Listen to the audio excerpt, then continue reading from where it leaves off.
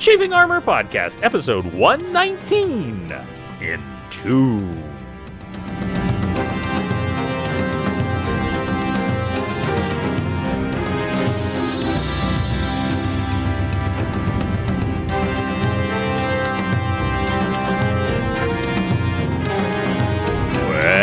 Welcome back to the Chafing Armor Podcast. I'm your host and lovable Dungeon Master, Michael Corley, and with me tonight is definitely not Lee, because there's no reason I would ever mention Lee at the beginning of a show. Just kidding. Lee, tell us who you will be playing. Oh, am I actually in this one? Nice. G'day everybody, my name is Lee, and I'll be playing Distant Bells, who is currently both excited and uncomfortable to be where he is. Yes, got a few uncomfortable flashbacks in last episode. And also with us tonight, flashing forward, is Dare. Dare, tell us who you will be playing. Good evening, everyone. My name is Dare, and I am playing Tix Birchmanson, a big, shiny paladin gnome cleric. Wonderful. And also with us is Riley. Riley, who are you playing? Hi, I'm Riley, and I'm playing Athora Greyfield, a tiefling fighter. Awesome. And with us is James. James, who are you playing? Hi, everybody. I am playing Penton Chalice, a spell scale sorcerer. Indeed. A nice shiny boy. And also in some shiny armor who is looking to get some shiny weapons is Izzy. Izzy, tell us who you will be playing. Hello everyone, my name is Izzy, and I'm playing Merezing Mugra, half-orc barbarian, who is the tallest person in our party at 6.5 feet. Very, very true. It is now officially the tallest character in the group, except for Distance Bells, who just has freakishly long legs every once in a while. Just goes, woo! You've seen those pictures of owls, right? With That's the right. long legs? That's right, where you actually see how long their legs are underneath. That's Distant Bells. No, I'm just kidding. When we last left our characters, they had flown to Kalimvor, a city on the north end of the Sand Swallow Seas, in search of the other half of the Staff of Seraphim, rumored that Taka the monk had hidden it there somewhere.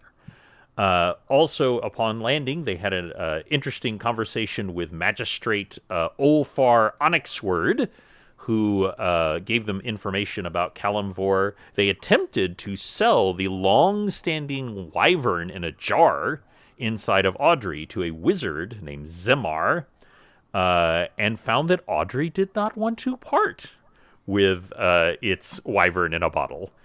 Y'all don't know why, but y'all immediately acquiesced because y'all like Audrey, and y'all don't want Audrey to be unhappy, which was great.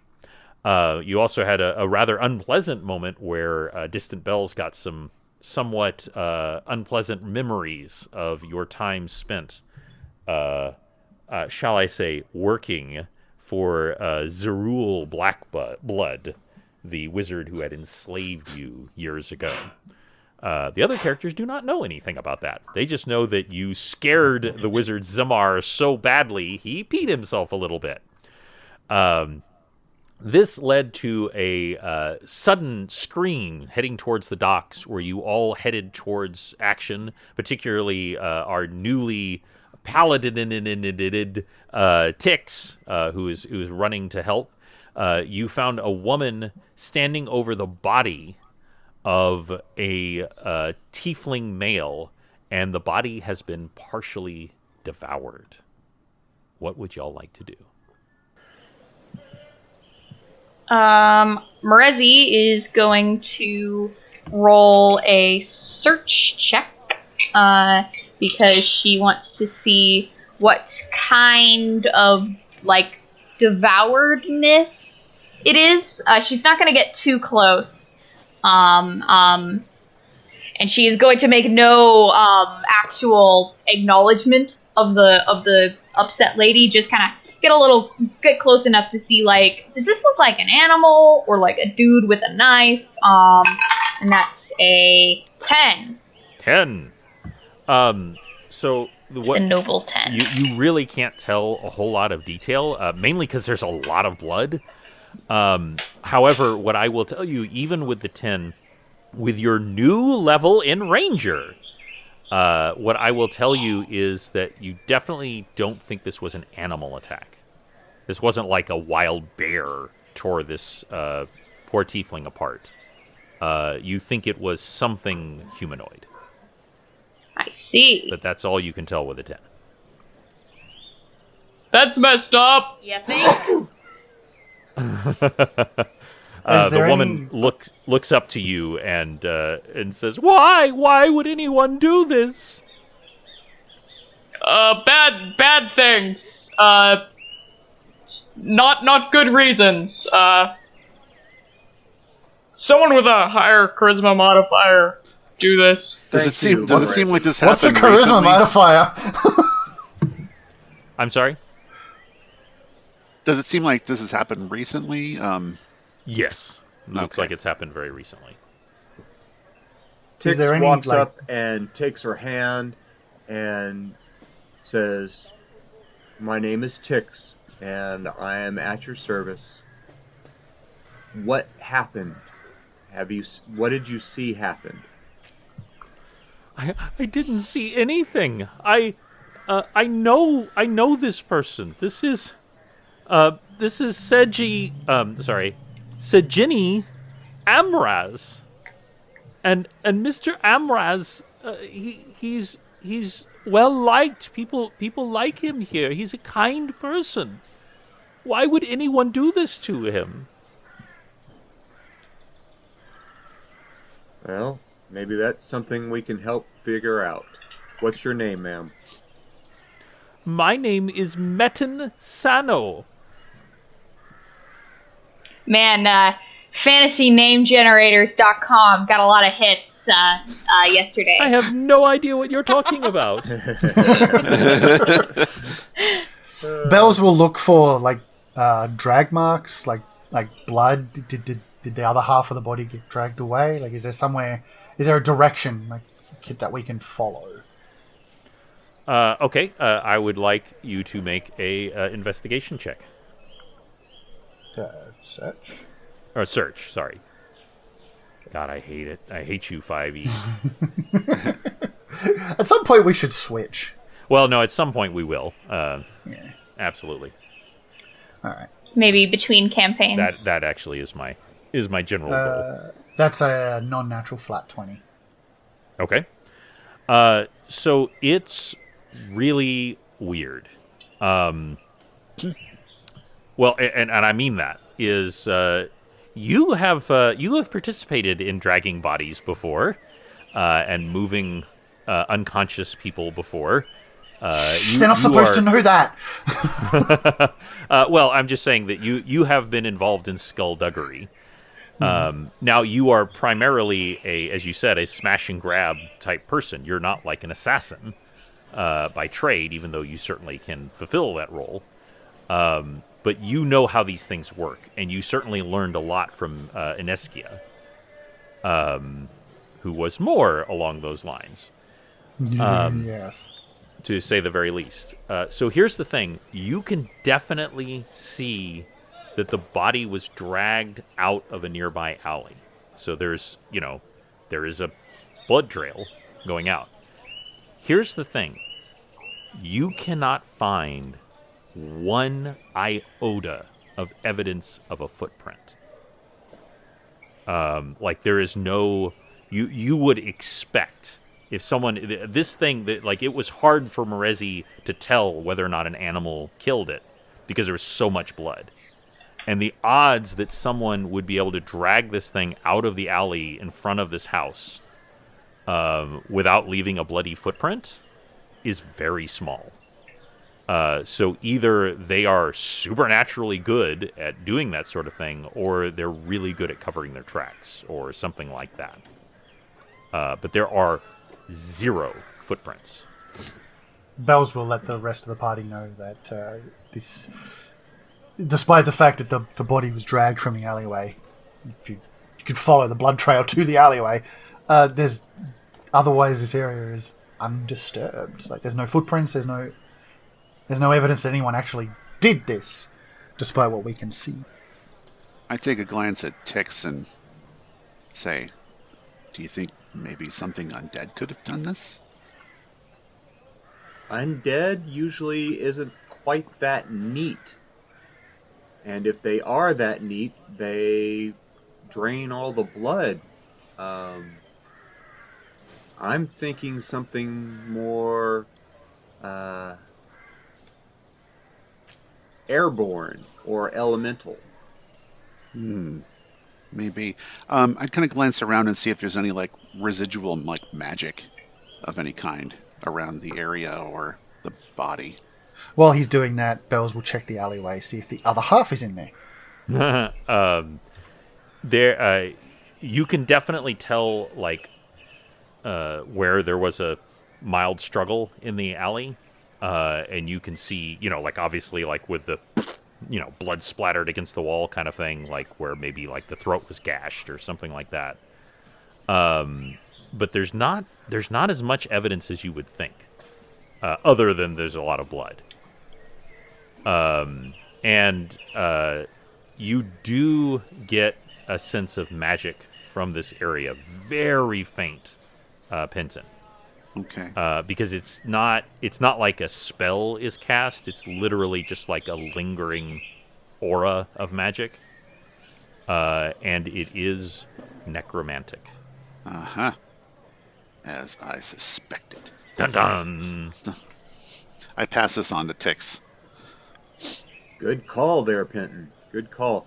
So Tix will stand there and over where the scene of the crime happened and use one of his new abilities and detect evil within 20 yards, 20 feet. Okay. And does he detect anything? So this is the first time that you've used this ability fully. Like, you've been praying to Garl, and Garl has communicated to you and has led you down this path of being a paladin. But this is the first time in a, action sequence, in a combat sequence type place where you've actually used Detect Evil. And it's not like, radar sense, and it's not quite like infrared, but it is a oppressive sense against your skull and against your skin. And you immediately feel the cold, clammy sense of evil. And then you ask Athora to move over a little bit. No, I'm just kidding. That was a joke. That was a joke. You do absolutely feel the presence of evil, and there is a cold, clammy sense coming from the alleyway where clearly the attack happened. But how far did you say that was? 20 feet. 20 feet or 20 yards? 20 feet. 20 feet, okay. There is for lack of a better term, a fading trail of evil. And so I relay this to the others and loosen Destiny Seeker in his hitch and say, does anybody feel like going on a hunt? Yes, I am just itching to hunt stuff. I would like to help because I can now roll for survival to do hunting. And she says this because apparently Morezi is slowly going insane and very frequently referencing in-game mechanics. No, but she has gained the track feat, and I'm scrambling to find it in the player's handbook. It requires footprints though, That's true. and there aren't any. That is true. However, I am going to allow it, and I think that like it's kind of like someone who's blind being led by someone who can't touch or something. Like Morezi's trackiness is being sort of half translated to Tix's evil sense, is what I'm imagining. okay. You're hacking. Okay. kind of working together to kind of piece the trail together. Yeah, it's like one of those work retreat team building exercises where you have to do something that one person could technically do, but together. I roll plus survival. 13. 13. So you don't know, like as Lee correctly said, you need a footprint. You need something to track. You can't, as I think, maybe from the Princess Bride. I can't track the wind. Or no, he can track a falcon on a cloudy day. You actually do need something to track, but you can. You find that you can, and you're not even quite sure why, as it leads you forward. But you have no sense of what this is or what you're tracking, only that you think you're going in the right way. While ahead. all this is happening, Bells is going to kneel down next to Metin and just kind of gently put a talon on her shoulder and pass her 5 gold, and essentially ask her if he had any relatives in town. Like, was he alone? Like, he's going to gather information. Essentially, he's going to try and gather information about Mr. Amraz, what he did, who his friends were, enemies, etc. Just try and. It's not quite an interrogation. It's more like bribery, but like he's just he knows she's in a state, but the more information we have about him, the more likely we could find out if something else is going on. Okay, roll gather information. That is a 28. I have plus 10 to gather information. Okay, so I'm not going to role play this whole thing, but she turns to you and a tear falls down her eyes. And what you find out very briefly and very quickly and succinctly is that they were a couple. And whoever did this purposely killed him and then dragged him in front of the building. This is her building. She lives there. So did it in a way that would maximally hurt her. This is a message. So perhaps she's the target and he is... Possibly. He is an uncomfortable collateral damage. Then there must be something that, like, if that's the case, then like there's some reason that she needs to be emotionally wounded. Well, you're tracking, maybe so... I mean, I can only assume it has something to do with their festival coming up, since that's how playing a D&D game works. So he will try and get some more information about Metin herself and the relationship they had together. And he's just trying. He's being as delicate as he can because she's just witnessed her lover torn apart and dragged in front of her house.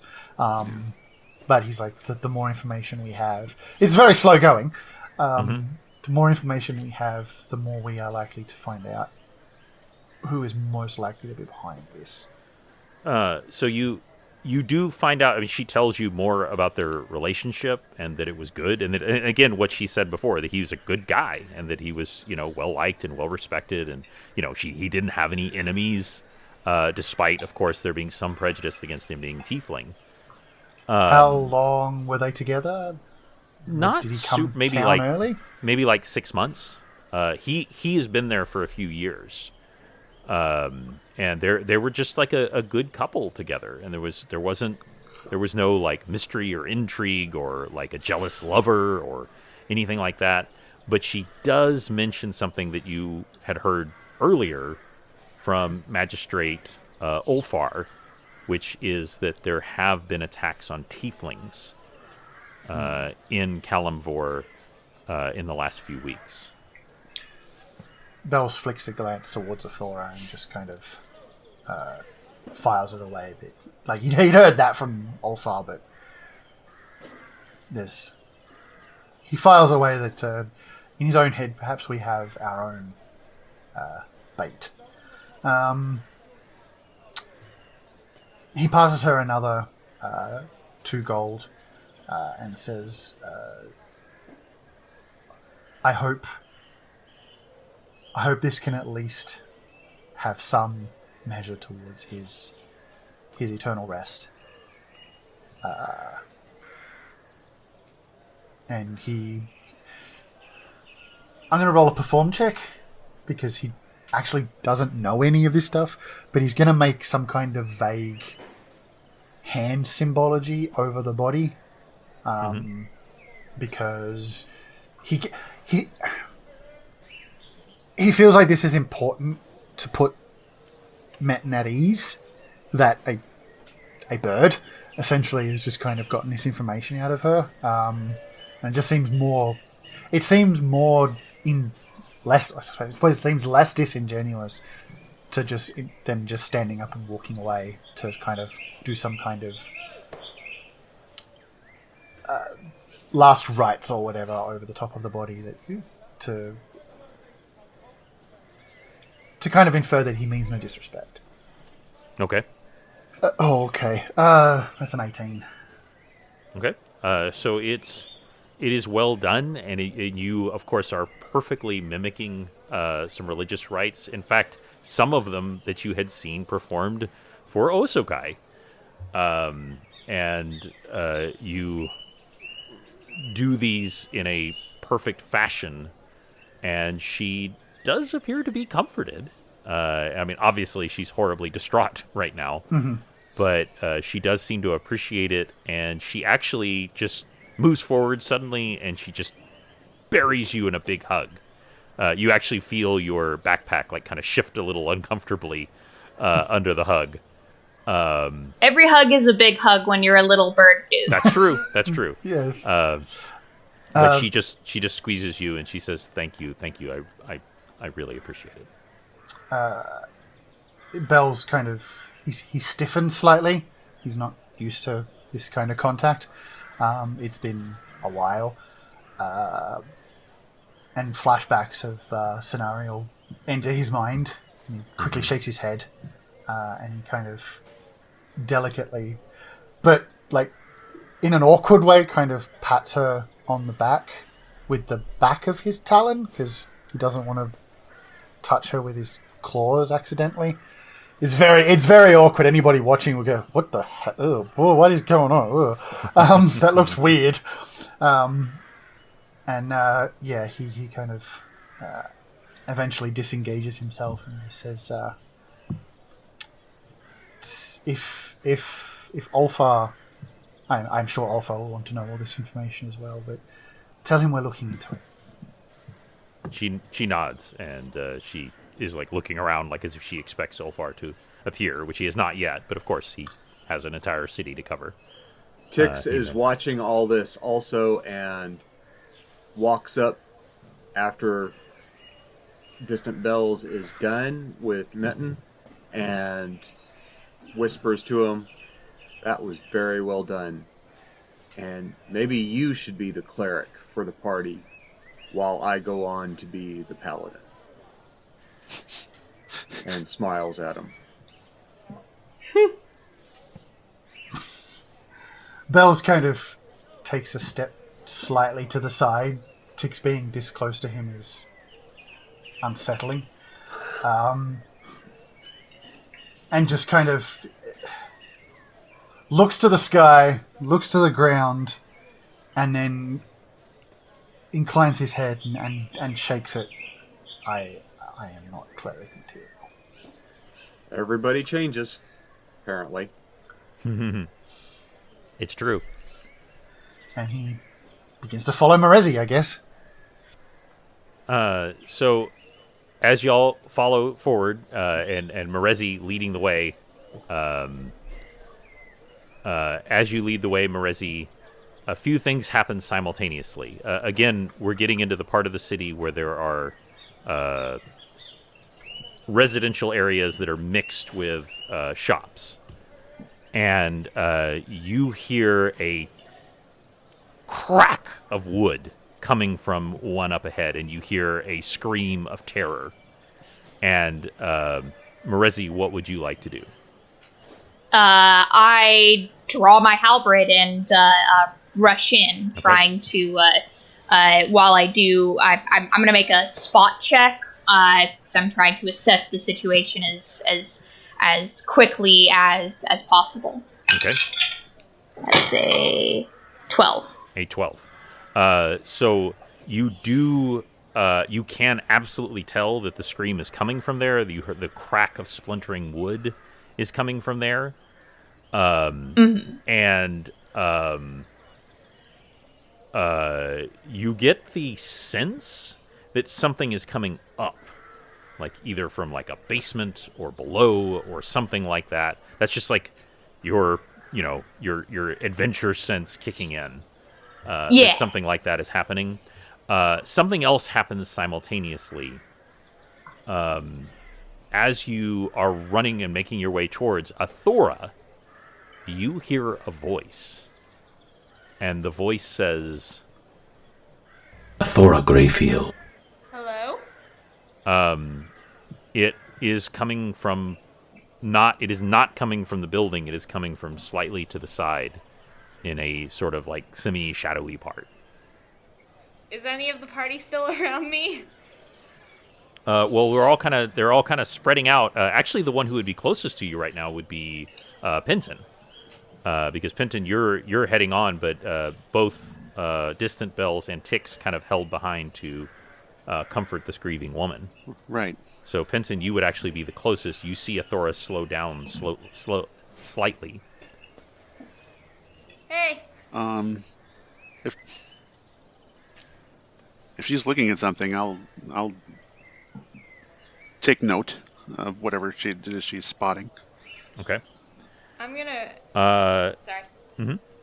No, go ahead. I'm gonna call Penton over because we just saw a tiefling murdered, and I've already been warned about it.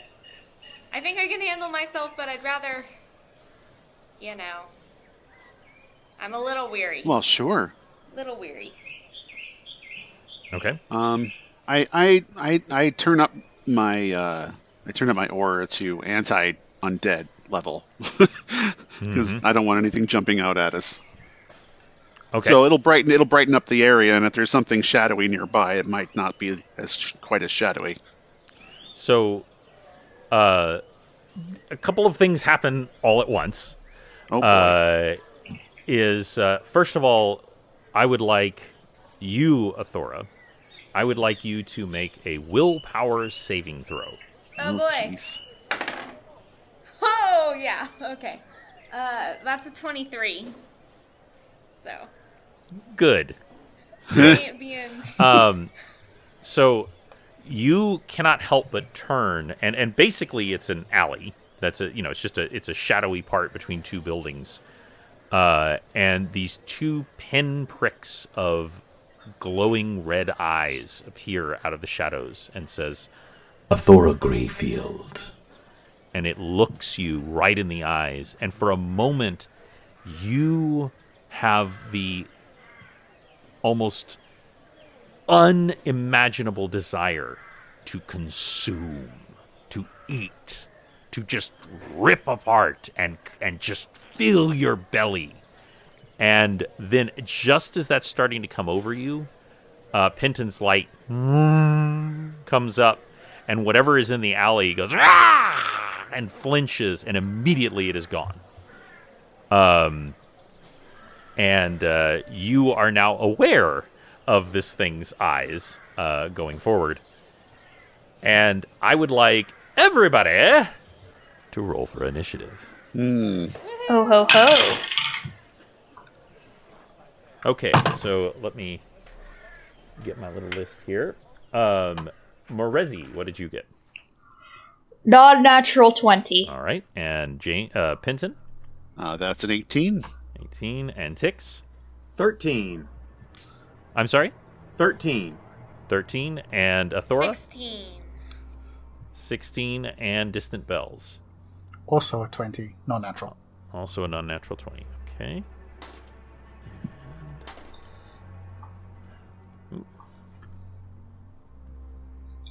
Pretty sure that means whoever has the higher dex modifier between us goes first, which I imagine is Distant Bells. Yeah, I'm just gonna come right out and say that's old Distant Sea Boy there. Just put these in the right order real quick because this is going to matter a lot. I do have a dex at 21, so Yeah.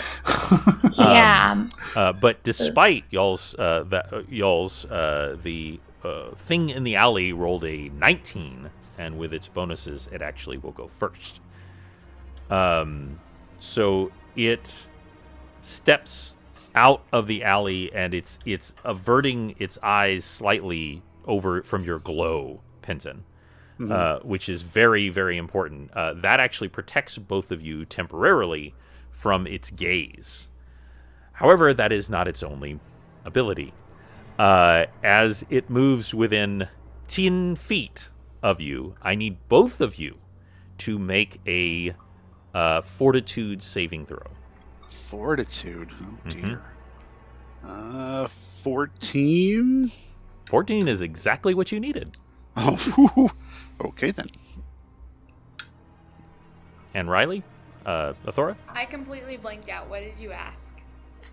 Oh, it's okay. Fortitude saving throw. That's okay. It happens. Trust me. Okay. Y'all have to pay attention to so many weird I'm things. super sorry. It's okay. It happens. Don't talk about Fortitude. yourself like that, Michael. That's Uh-huh. a 14. It's exactly what you needed. Good. Okay. You both, and of both of you, both of you have the most bizarre feeling. Athora, you have been out wandering in the plains where there was not enough to eat, and you have felt that gnawing hunger, like you realize, oh wait, if I don't figure this out soon, I'm gonna die. That feeling. And the most bizarre feeling is you, Penton, because you haven't needed to eat for a quite long some time. Yeah. And suddenly it's like something strips away that, and all you feel is this overwhelming hunger as both of you take 5 points of necrotic damage. Oof. Yikes. As the fat in your body and your very muscle begins to be devoured by an evil presence. Wow. And by the way, that's not its attack. That's just what it does. can I get one of now is those its like in attack. real life? Because I could do with my fat being drained away. Right, Yeah. it's like the Invite one of those adipose. over. It's like the adipose from Doctor Who. It's like, guys, you can have all you want. It's fine. This demon is called Jenny Craig.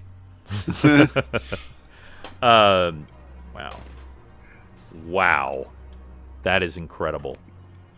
Yeah. So its best hit was 17. Does that beat your armor, Athora? No. Okay, I did not think so. It rolled its first one was a 3, but even with its bonus, it got a 17 total in the second one.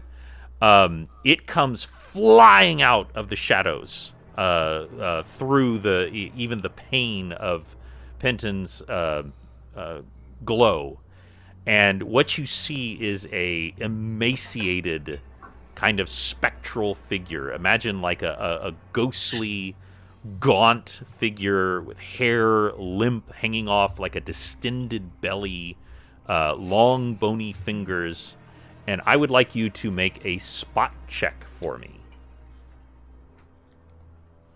Athora. Oh, okay.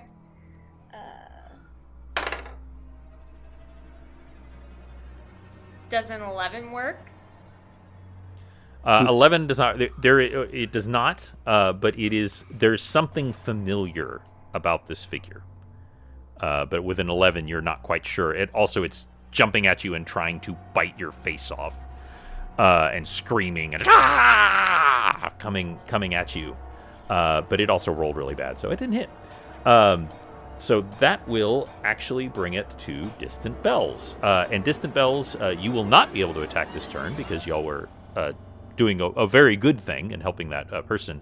But you can see all of this, and you can begin to position yourself for the next turn if you want. How far away is it? It's.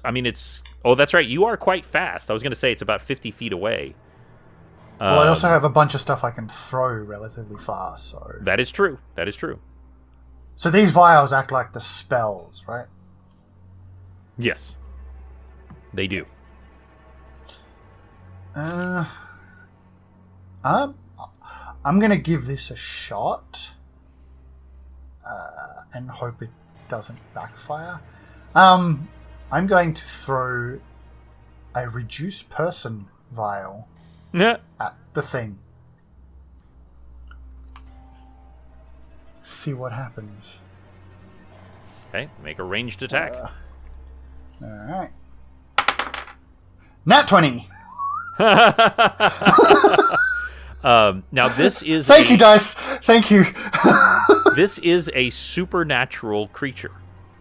However, there is nothing in its list that mentions about immunity to polymorph or changing shape. So, Athora, this thing comes flying at you, and it's trying to bite at you, and it's scraping against your armor, and then suddenly this vial just comes humming through the air, and just, and it shrinks down. It is, according to the spell, it is now half its previous size. All its attacks are divided by 8. Wait, no, its weight is divided by 8, sorry, and its attacks are halved as well. Everything is halved. So if it was medium, it's now small, and all its attacks are halved. Yes, it is small. And you have so 1 minute. You have as it shrinks down. It is not something you were expecting to happen. It'll last for 10 rounds. Yeah, so that's a long time in combat, but it is definitely it worked. It absolutely worked. It might not have, but it did in this case, and that will actually bring it to you, Morezi. Yes. So that building where the scream came from. Wait. Can I see? Am I like in visual distance of the nasty little creature? Yes. You are, and you absolutely can turn and deal with that, as you might say. But I do want you to know that you are hearing screaming coming from inside that building. Yeah, you know what? I will go into the building. My speed is 30 feet, so however much I can go in and again get a handle on things, see what's going on. Mm-hmm. Yes, so you burst into the building, and you see a family cowering in the corner. They have backed up, and the father has thrown down. He's kind of this big beefy human, and he's thrown down a dinner table, like a big oak dinner table, and he's trying to block the forward momentum of a creature, and you were not expecting to see this. So imagine a big ice creature, and inside the chewy center is a dead body. Huh. That is what you see, and I've shared it on Discord. It is very big, by the way, because the inside is that, but then there is this huge icy outer layer. It's sort of like a nasty little corpse piloting this gnarly ice mech kind of thing. Yes, a mech is a really good analogy to what you see. There is the frozen thing inside is its jaws like that, and clearly it is making the ice move. Undead Shinji getting the damn dead ice mech. And you can attack in this turn because you were heading in that direction when the round started, and you are very fast. Yes. I am going to go into a rage. Mm-hmm. Oh god, I can't remember how many turns a rage. Yes. which gives me 3 attacks, if I am not mistaken. It does. Can't think of anything cool, so I am going to roll attack 3 times. The first one is a 24 That will hit. plus a 27 plus a 28. All 3 of those hit. Roll for That's damage. very lovely. Mrezi calls out, "Hey, stop! That's not nice!" and comes in and she swipes at its arm and its torso, trying to perhaps get some chunks out, and with her third attack, comes in with the head of the halberd to sort of drive the point in, and we'll see. Let's see. That is. This is an undead creature, correct? Yes, it is. Which gives me +2 on weapon damage rolls, in addition to all the other lots of little additions. So 13 points of damage plus 11 points of damage plus another 11 points of damage. Wow. So you've done 35 points of damage in a single round of combat, which would be fatal to the average human, as you're just hack, and you're going into your berserker rage. You're focusing on its undead nature and looking for the weak spots.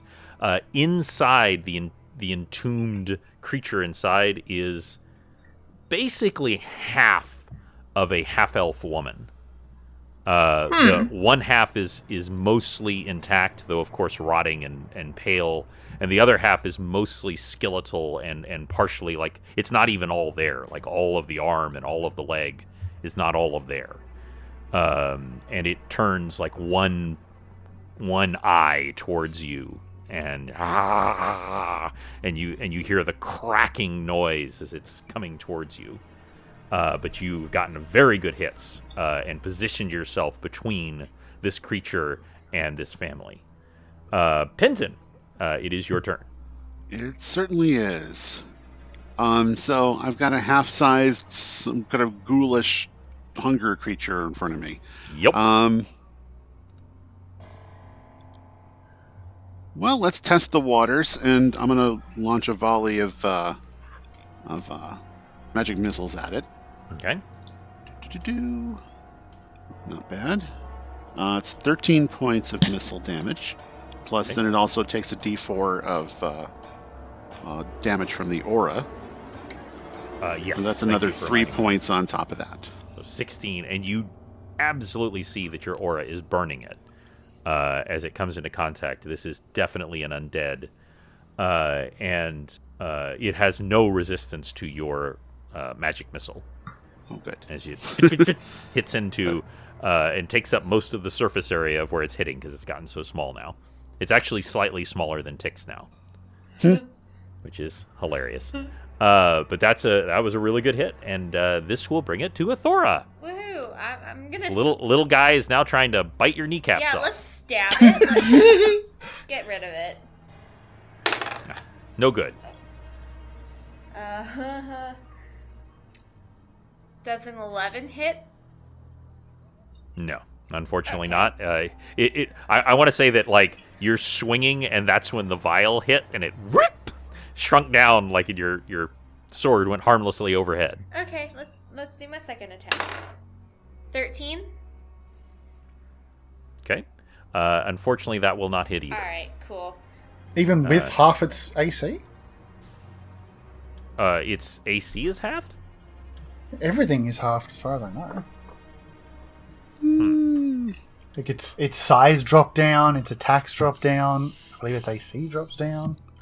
Let's see, I just want to double check that because that's pretty important. Actually, I think it might be the opposite. Yeah. It is +1. actually the opposite because it gets a bonus to 'Cause it's dexterity. Yeah, smaller, because if yeah. you do enlarge person, your smaller, AC yeah. drops. Yeah, no, you're So right. it actually gets a +1 to its AC. But you are correct that it's a -2 penalty to strength. Yeah. Okay.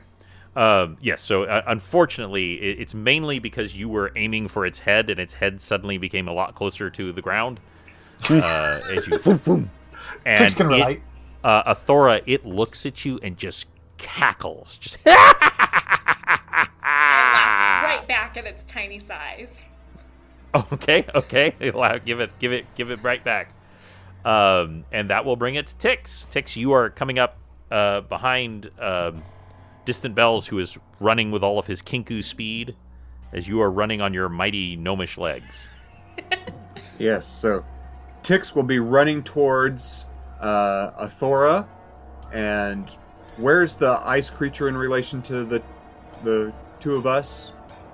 Distant Bells The and ice myself? creature is even further ahead. Is in Okay. a domicile ahead. You could certainly hear the commotion going on there, and you saw Okay. Marezi fling herself into that building. All right. But yes, So, as he reaches the end of his run, his first attack, he's going to cast Protection from Evil on himself, okay. which gives him protection from mind-controlling things and extraplanar creatures, and +2 to armor class. And then for his second attack, he is going to get out his crossbow and the magic crossbow bolt and invoke fire on it, on the magic bolts, and fire at our erstwhile miniature monster. Okay. And that is a 15. 15. 15 actually hits. Oh, really? Okay. Its AC is not that high. Okay. And so, In so many ways. What's that? In so many ways. Yeah, true. that is max damage at 6 + 2. So 8 points of damage. Okay. Yeah. So you, even though it shrunk down to size, it's now perfectly sized for you to hit. Finally, you're picking on somebody your own size. You're welcome.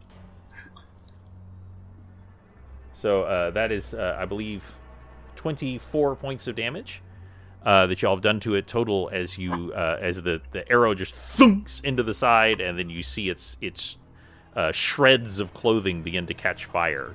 There is even though it is a spirit, there is a corporealness to it, and it does not care for it. Also, your magic crossbow bolts are magical, so they definitely affect a ghost. So that is successful, and y'all are wailing on this guy in a most unusual ways, which I really love. And that is when several things happen simultaneously. Oh, Lord. That is when the ground beneath all of you, everyone except Athora, the ground beneath you splits open, and icy hands come out and try to grab you, and try to grapple you. And I need... Well, actually, I'm going to roll to attack. That would be... the first one is for Tix. They roll a natural 1, so you know what that means. That means I got to pull out my percentage die. See what happens. Oh, just in the 80 percentile, so they just miss. And then for Distant Bells, they... Let me look at the bonuses here. Will a 17 hit? It will not.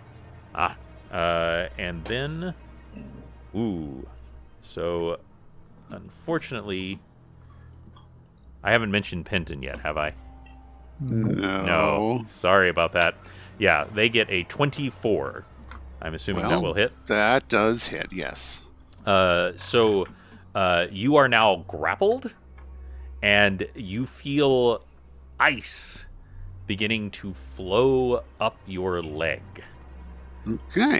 And by the way, this creature is kind of like semi-walking, semi-flowing out of the ground as the cobblestones split apart. This creature is coming up. There is 3 more, as I mentioned. The first 2 missed. They just straight up missed as they were trying to get y'all. One of them... Is Marezi in on this? Well, you're inside. You're fighting the 4th one. Just check. There's 4 of these total. The didn't realize it was the one same who is type the of one creature. who is flowing over you, Pinson, is an almost completely skeletal ogre. So it is very big. And the one that is trying to get you, Tix, actually is a gnome. But its flesh and organs are turned inside out. Oh dear. As it is coming towards you.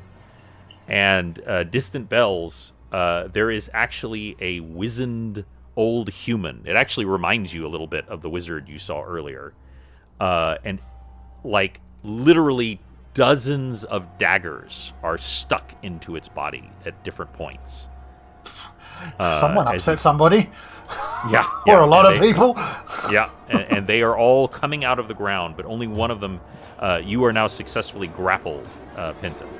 And also the ice is beginning to flow over you, starting with your leg. Okay. And that is... well, I'm going to say in addition to them coming out, that is their turn. So that will bring it all the way back up to Shrinky Dink. And he is going to, with that laughter that he laughed at you, he's going to open his mouth and open his mouth and open his mouth. And he's going to spit acid at you. And unfortunately, well, no, wait, actually, he rolls a 21 total. I assume that will hit. Me? I'm sorry, Athora. 30, what was it? 20... Wait, did I say 21 or 24? Yes, 21. I heard Mine's a 21. 19, 21, So yes. yeah, it hits. Yeah, so that It does hit. hurts. Just a bit. Yes, unfortunately, this is going to hurt. Sorry, 7. He does 17 points of acid damage as it burns into your side. At least it doesn't reach your face because he's too short now. And he's now going to lunge forward and try to bite you. And that is not going to be successful. But I also need both Penton and Athora. I need you to make another... Constitution, not Constitution, Fortitude? sorry. Fortitude saving Okay. throw. You need to roll a 14 or better. No, it was 19 for me. 13. That will... What did you roll? 13. 13? Okay. So, Athora, you take 10 points of necrotic damage as the fat and muscle is literally dissolved from your body. But Penton, you will also take 5. And I do apologize, Penton. I'm not trying to pick on you, but I forgot to roll damage. I forgot to roll damage for the grapple. So that is actually a total of 10 points of damage from the grapple. As it is squeezing onto your leg and beginning to slowly crush your bones. Yay. That's fun. But that will now bring it to Distant Bells. There is a giant ice monster coming up near you that tried to grab you, along with the now reduced ghostly figure.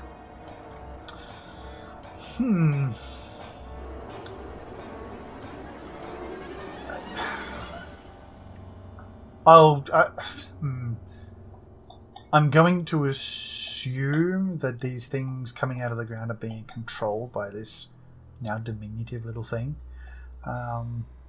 But I don't know that for certain. So the sooner we get rid of him, the better. So yeah, I'm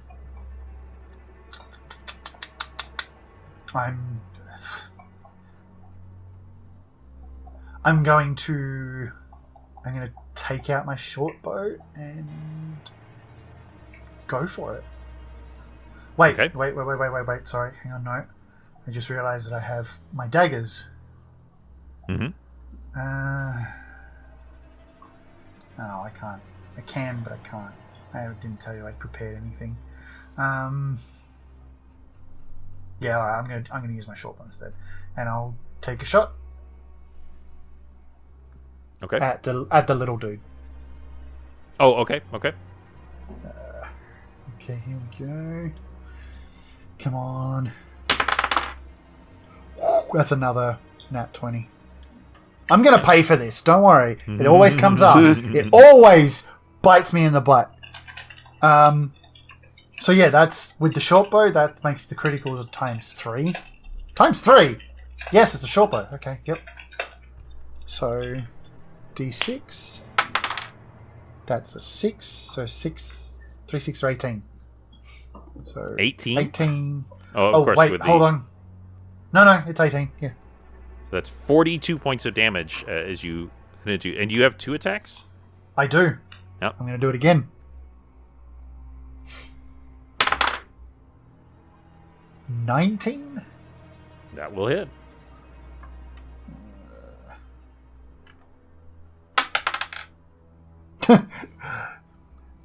Add 1. 1 damage. 1 point. Hey, that's ranged attacks for you, man. Yep. That's how it goes. But you still there's arrows just growing out of it and crossbow bolts as y'all are hitting your mark, and that will bring it to Morezi as you are inside, standing between this family and this crazy entuned ice monster. I'm gonna do something bold, and I'm gonna hit it. I'm gonna hit it with a halberd that I do have. Let's see. Attack Uno is, let's see, 19 plus 16. Goodness. To get out a 4-function calculator, 35. Sure, that doesn't hit. Yeah, that will definitely hit. Oh, that's a natural 1, actually. All right, let's get that percentage die rolled real quick. All right. Let's see. 34. No problem. Just missed. Dang. And You want something bad to happen? 14. 14? Yeah. No hit? No, so just the first one. I see. That's 5 plus 3 plus 2 plus 2. 12. 12 points of owie. Okay, so that's 47 points of damage as you just... But you're finding, even though you're doing a really good job hitting this thing, because it is a giant ice thing, you're trying to damage it, and that's the problem. And the ice creature is just slowly opening its arms towards you, like as if it's just trying to wrap you in the biggest hug as it's coming closer. And Penton, speaking of coming closer, there is a rather unpleasant ice creature that is slowly encasing your leg in ice. Yeah. Let's do something about that. Penton's going to take the opportunity to make a change. He is going to tap into his connection to Bahamut, and he is going to take on his dragonborn form. Ooh. Which basically makes him a little larger, makes him a little stronger. Of course, you know, the claws and the bitey face and that whole thing. So I'm just trying to think if there's anything that's gonna help me with my trapped situation. Not really. But one thing that you might notice at this point is that his claws are like kind of, I don't want to say dripping, but kind of like there's this like viscous, like silvery liquid coating the tips of his claws.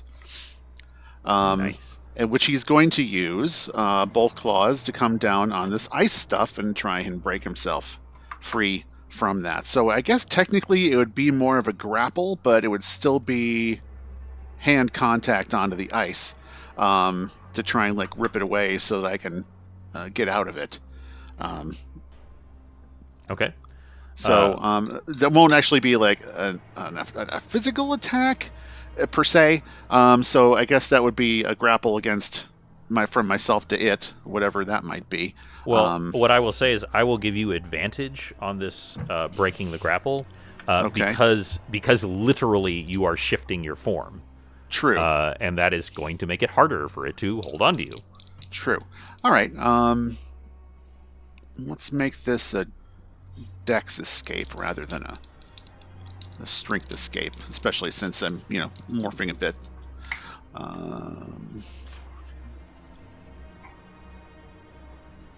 That'd be a 17 is my best of those two.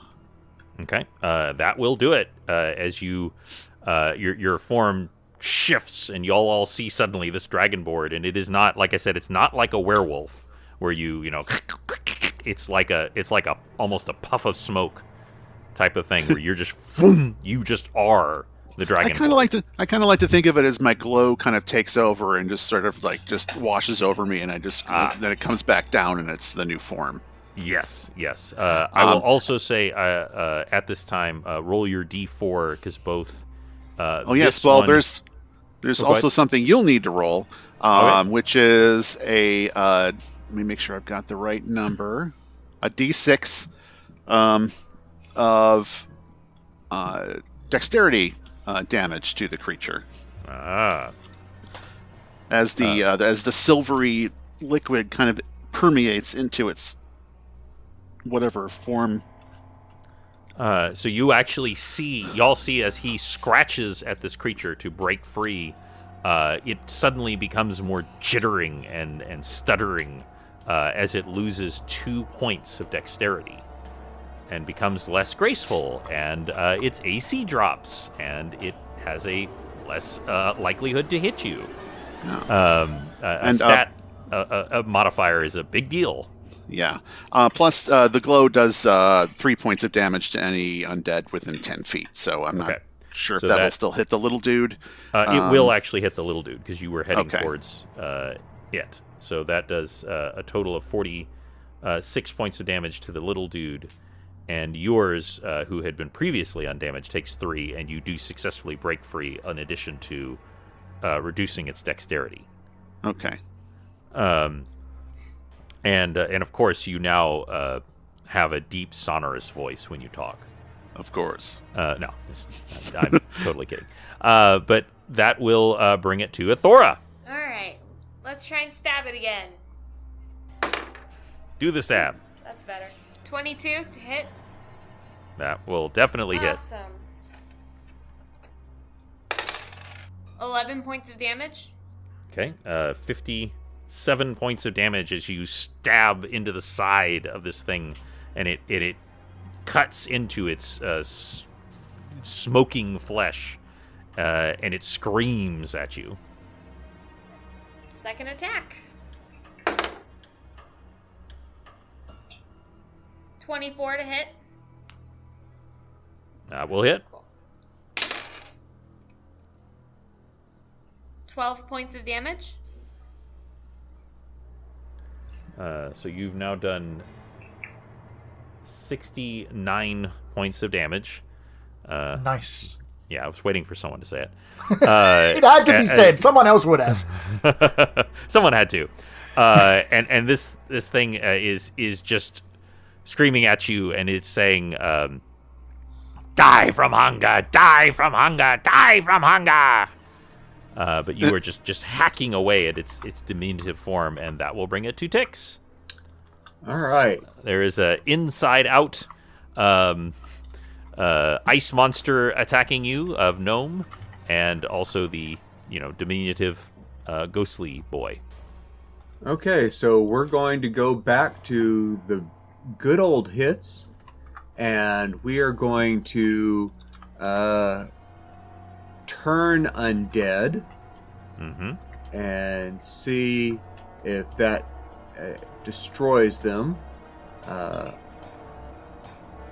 And okay, if you have twice as many levels or more as the undead have hit dice, you destroy any that would normally turn. So I have 8 levels, how many hit dice do they have? And so let I me get see. to roll that. Mm-hmm. 1d20 plus my charisma modifier. And so I can turn an extra 9, 10, 11 hit dice. Okay.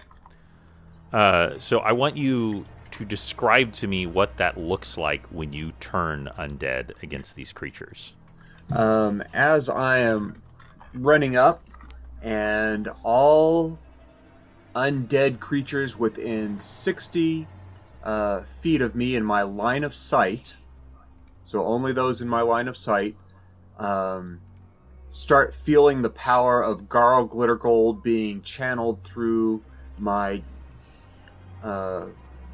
emblazoned golden nugget inside of a coin, my holy icon of Garl Glittergold. And I hold it out, and I'm shouting, in the name of Garl Glittergold, you all will be sent back to hell. To the hells. And so anything less than 4 hit dice is destroyed. So you all have seen what a snowman looks like on a sunny day. And suddenly, as he grasps this symbol, this light that it feels warm to all of you. Actually, you all feel the warmth of Garl Glittergold, and then it's like that moment in Indiana Jones where the angel turns into a skull, as it's a rebuke against these undead creatures. And the 3, and I mean all 3 of these giant ice monsters outside just and just melt, and Nice. the bodies inside collapse to the ground, inert and dead. The creature, the ghostly creature, was too powerful to be turned by it, but it certainly feels the effect and staggers backwards. But you just destroyed 3 of the 5 combatants in a single move. Good. So that was very, very impressive. Penton, you just get kind of like splashed by wet, icky water because you were right next to that one. Okay. Distant Bells, you were a little further. Gross. And so Tix will finish closing the distance towards the miniaturized monster and take out Destiny Seeker and say, "This is for justice." In the name of Garl Glittergold, and takes a swing, his second attack at the creature. Okay. And that is a natural 20. Nice. Nice. So roll that damage for me, please. All right. Now, it is immune to necrotic damage, Okay. so you do not get the... So no bonus there, Extra. but so it's 3 times damage, and so let's see. Okay, that is 24 points of damage. Okay. Describe to me what it looks like when you dispatch this ghostly, hungering form with Destiny Seeker. So, keeping in mind that Garl has wanting Tix to be a more stalwart and maybe a little less bloodthirsty, Tix unslings Destiny Seeker, and instead of trying to cleave the creature in two, turns Destiny Seeker sideways and smashes down like a hammer, and just does such a wonderful job that he smashes this semi-corporeal creature into a frothing foam into the ground because it has been miniaturized, sort of like a slushy spilled on the ground. So it is itself not icy, but I see what you mean. It is a spirit. Yes. So you just kind of discorporate it as it into the ground, and its face remains looking upwards, and it is staring right at you, Athora. And that is the moment, Athora, when you recognize the face. This is actually... do you remember the final Craxidor bandit Oh. that you had faced? You stabbed that creature with a... not stabbed that creature. You affected that creature with the Feast or Famine pendant. I remember. And when you came back, he was gone. And the reason he was gone is because he was dead. And he had become a hunger ghost. And normally hunger ghosts are cursed to eat disgusting things like dung or a particular item that was important to them in life. But because of his hyperfixation on you and hatred on you, he had become fixated on eating tieflings. Oops. Yeah. But it is not your fault, per se, and in fact, y'all stopped him. He would have kept going if you hadn't. But you recognize this is actually Oliver Blackeyes. He was the leader of the Craxidor bandits that had starved your people. So you at least do have the knowledge that he was living in unending torment as a hunger ghost. But, by the way, there still is one big ice monster trying to kill you in the thing, Merezi. And it is actually its turn, and it is going to try to give you a big old hug, Merezi. And it rolls a 3, so never mind. So that will actually bring it back to distant bells. You can still hear the commotion going on inside the building after this remarkable turn of events outside where he just evaporated the rest of the monsters. Yeah, sounds about right. Well, I guess I'll turn around and make my way into the building. Or towards the building, I guess. Okay. Whereas he probably doesn't need my help, but, you know. Well, as you peek your head in, you can see the two arms just trying to close over Merezi's head, and she whoop, ducks out of the way. It's still one of those things inside. Sorry, I just need to clarify again, because a lot's happened. There's a family in here, right, that was being... Yes, there's a family of 3 hiding behind an oak dinner table, and Merezi is between them and the ice monster. Okay, well, while that's happening, I will beckon to them to quickly make their way outside. Okay. Give me a... you are trying to persuade them, basically. Yes. While this thing is distracted by the angry half-orc. The very angry half-orc. Yes. I love that book. I would say this is a diplomacy, basically. Cool, I have 10 to diplomacy. Oh, there you go. I invested heavily in some low charisma stuff. Because I'm a Kenku, they don't necessarily get trusted that easily. Can I use that as a kind of like a free action to beckon them, and then use an attack to distract so that there's no chance of a attack of opportunity on this family? Because I don't want this thing seeing them move and turning around and attacking them.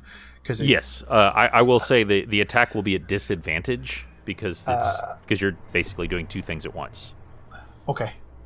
But it's not the main point of the attack. I got the 27 on the diplomacy. Okay, that definitely works. I'm not going to attack the thing itself. I'm going to attack the wall behind it. Oh, okay. In that case, making a noise essentially to try and so like what was that? Yeah, then you could definitely just make that attack. Okay. I'm gonna do that with. Yeah, I'm just gonna do that with the short bow. Okay. And it does work. What do I need to hit the wall again? Yeah, exactly. This is like the proverbial broadside of a barn. It's not like you have to. Well, I got hit I got a 16 anyway, so. Okay. It does seem to do the trick in that it focuses on that area where it hears the thud. Even though it's mostly focused on Merezi trying to grab hold of her, that's kind of its thing. It's kind of what it does. Just wanted it to be distracted enough that they can come out and get into safety. And Merezi, it is now your turn. Time to do a hit on this big nasty man. Let's see.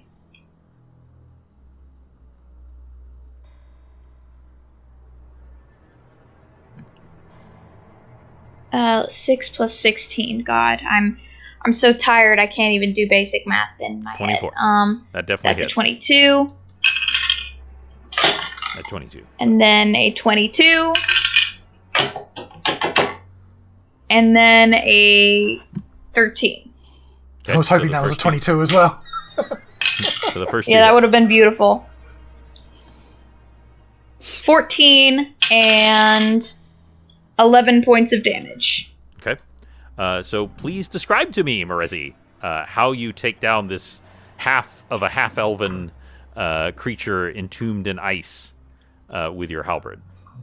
My first sweep, I take out a sizable chunk of the front of the ice in the middle of its torso, and with this opening, I am able to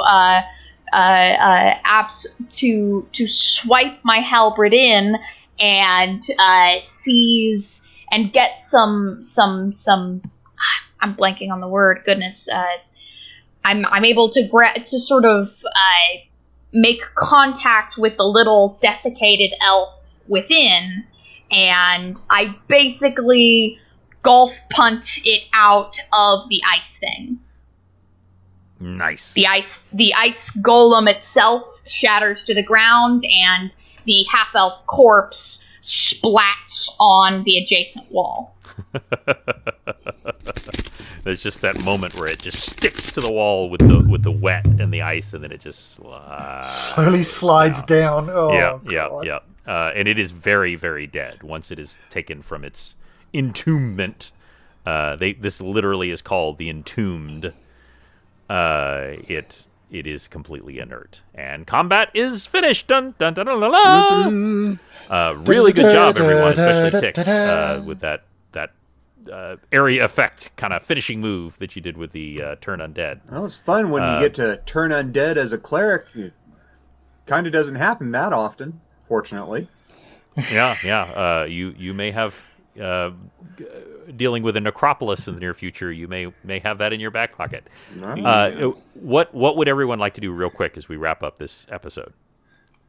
Tix is going to search the various spots and see if there's anything left of these creatures or any treasures to help fund their need for some new armor.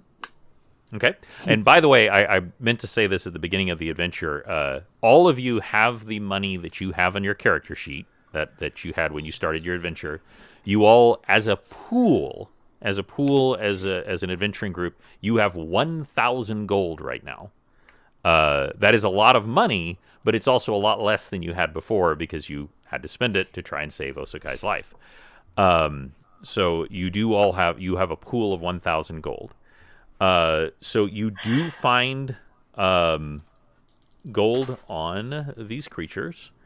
It is a total of 35 gold, as well as 5 platinum on the creatures.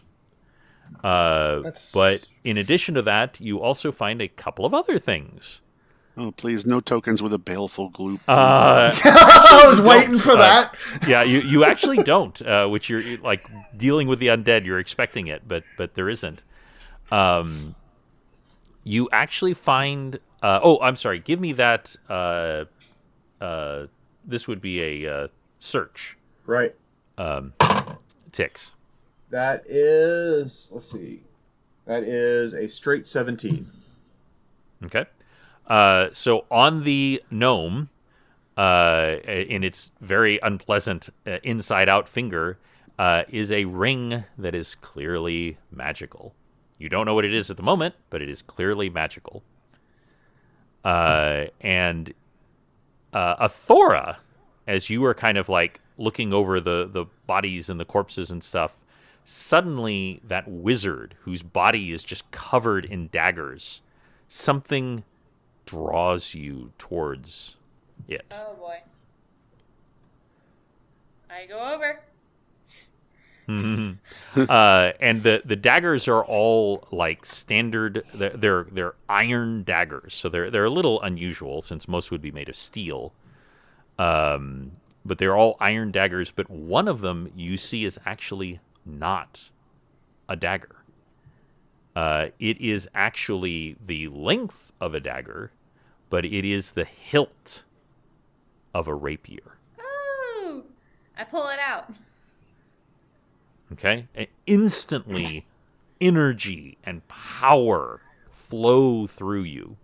You have actually gained a new ability, but you do not know what it is yet. Fun. We'll get to that later. By the way, like it was all like grimy and encrusted, but as soon as you pull it out, it is literally studded with gems, with sapphires. Like they look like chips of ice. It is incredibly valuable, but it is broken. You could not use this effectively as a weapon, but simply having it on your person has given you a new ability, but you don't know what that is yet. Okay.